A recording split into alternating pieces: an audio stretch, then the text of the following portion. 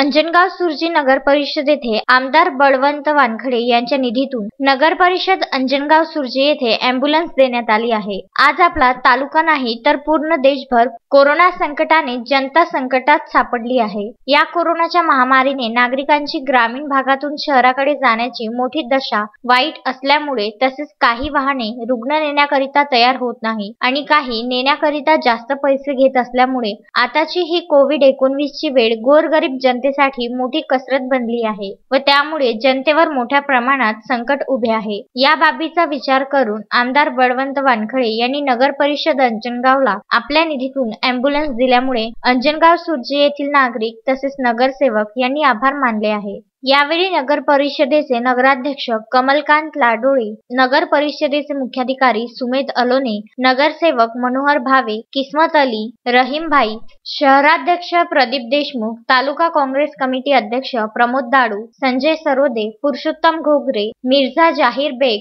अफसर बेग, नासिर भाई, विनीत डोंगरदिवे, अब्दुल कलीम, धीरज काडे, मुन्ना खाडे, सागर साबळे, सलीमुद्दीन, रमेश चावडे, सुरेंद्र वानखडे, फईमुद्दीन तसेच पत्रकार मंडळी व पदाधिकारी आणि कर्मचारी उपस्थित होते।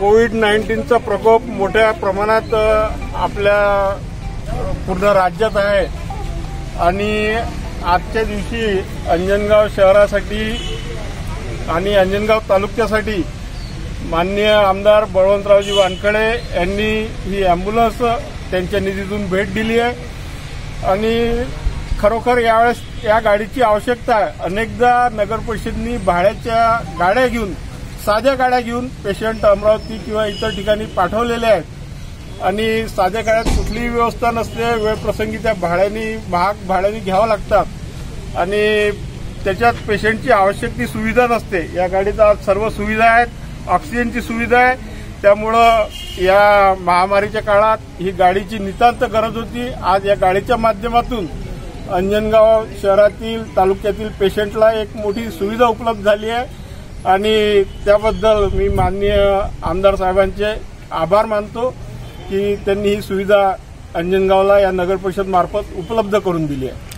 रवींद्र वानखडे, विदर्भ न्यूज, अंजनगाव सुर्जी।